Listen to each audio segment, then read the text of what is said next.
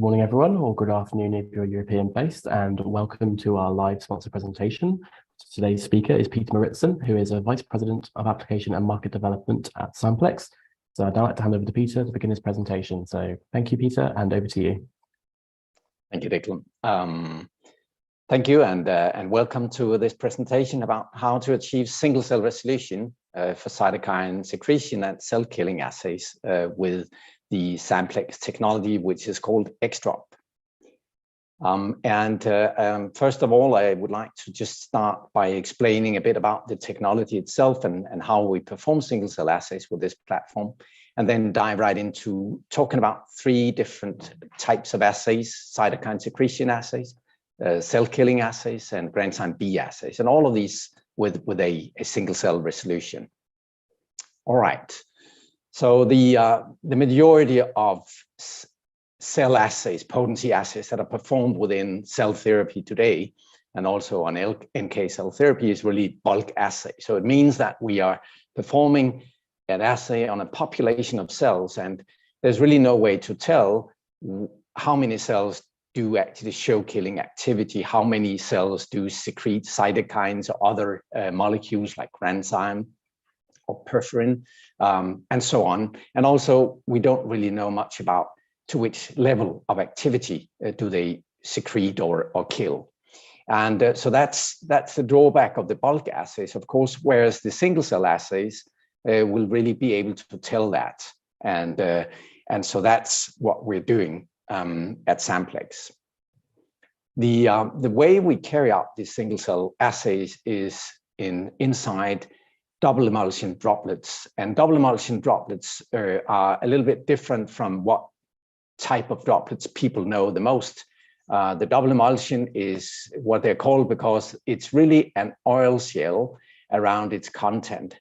So you have media and cells on the inside, and on the outside you also have media. So really just a thin shell around here, and you can also see that over here in the pictures, where you can also see there are cells inside some of these droplets.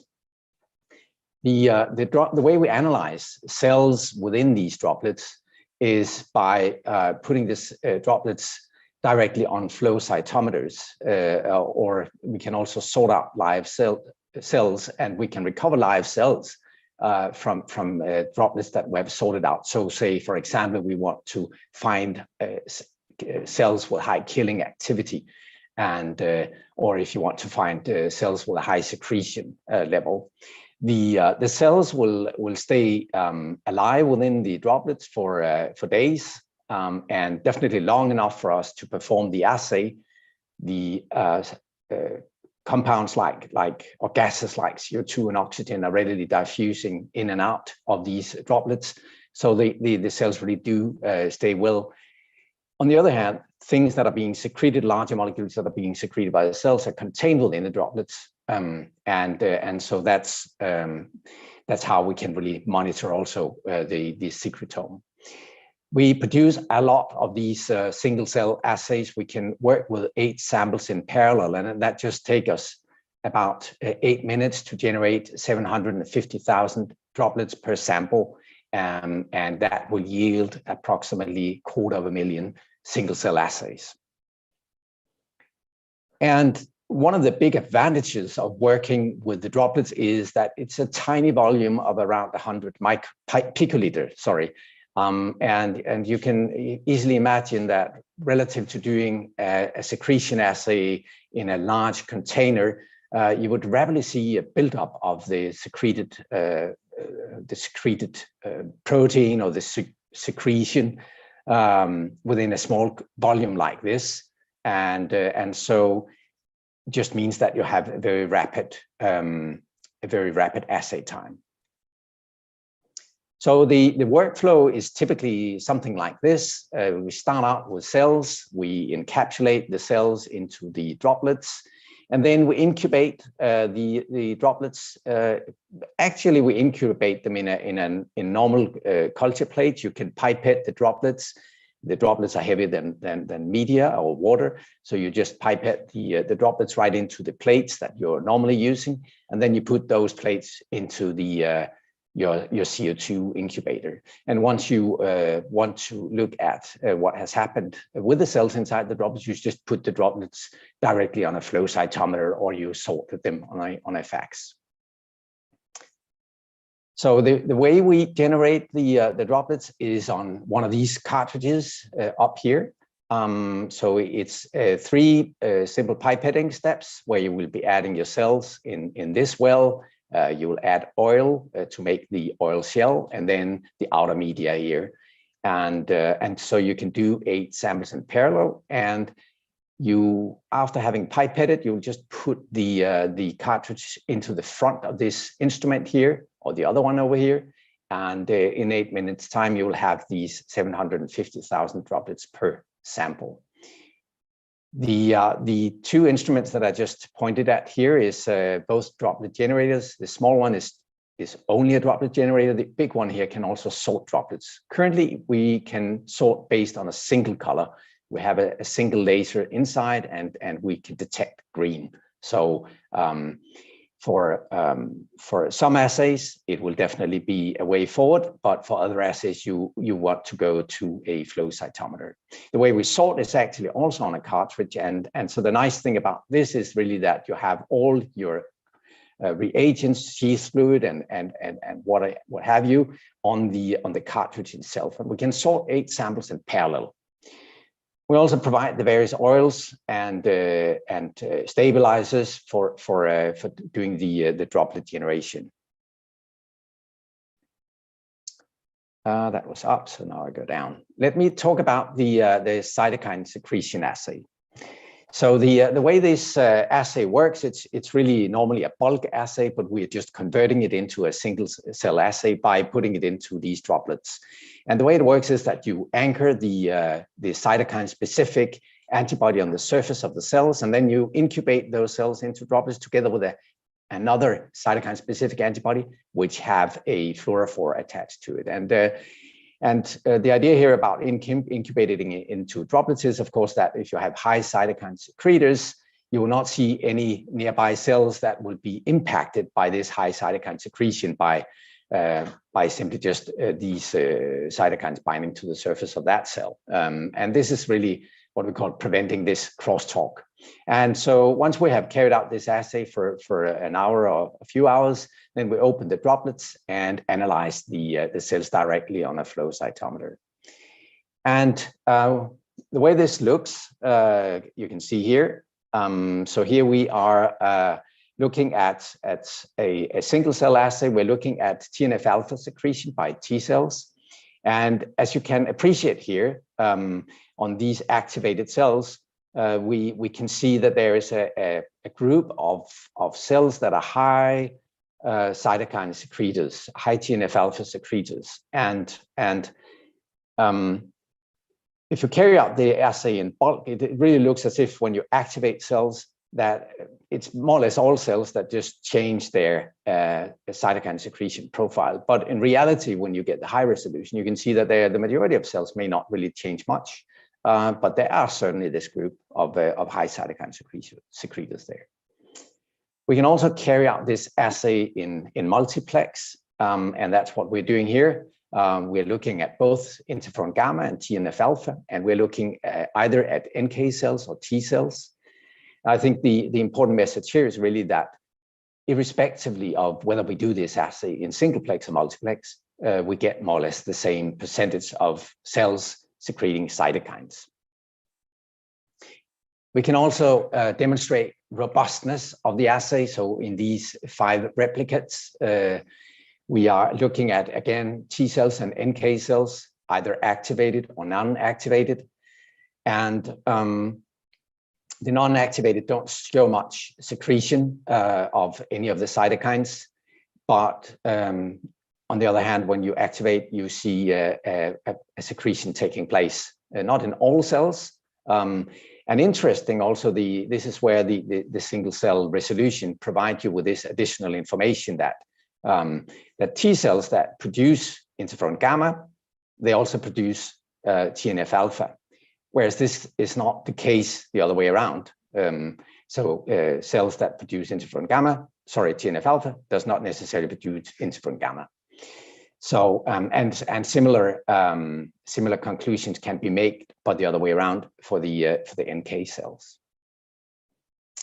All right, so we can use the assay to find high cytokine secretors, and this is what we are doing in this experiment. So we are starting out with NK cells, and we are finding the high cytokine secretors.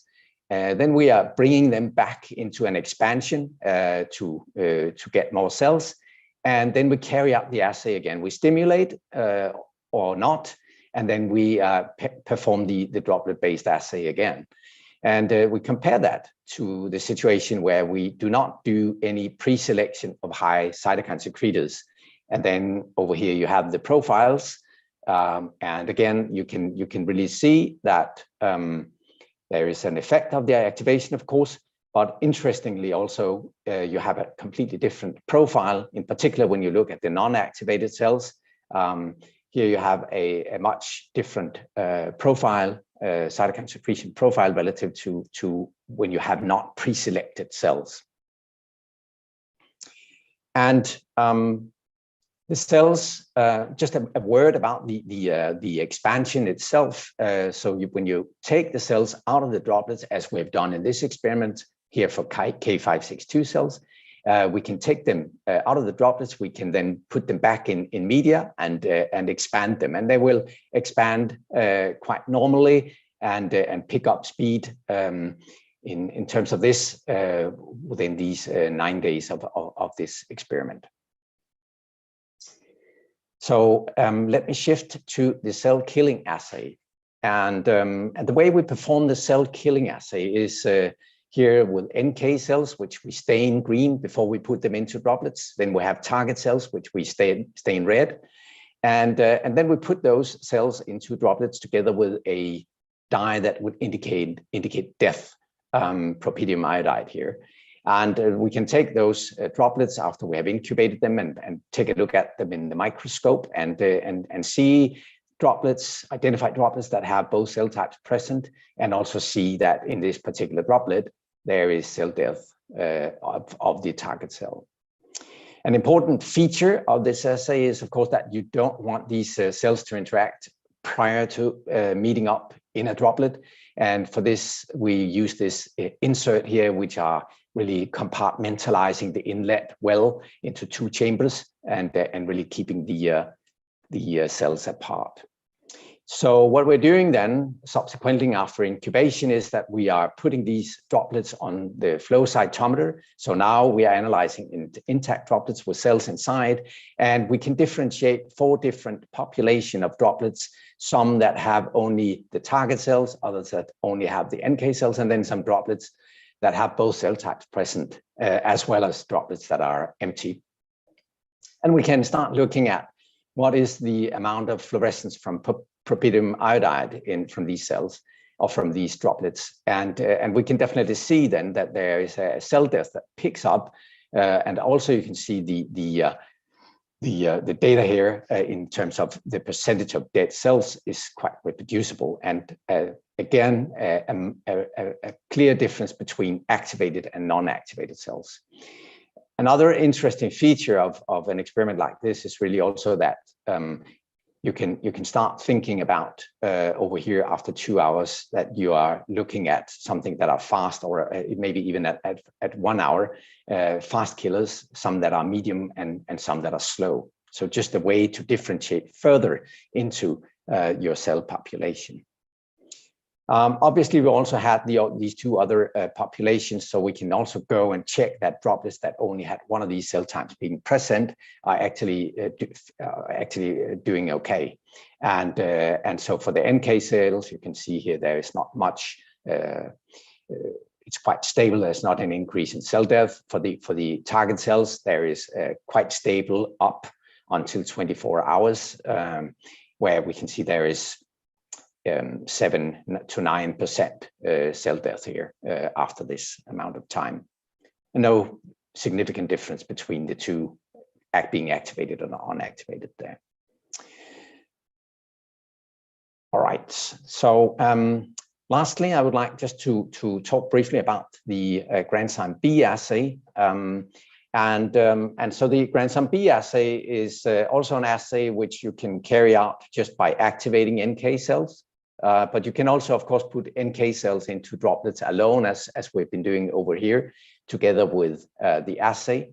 Together with the target cells here, and also here with target cells. Here they are pre-activated, the target, so the NK cells, and over here we don't have any target cells present.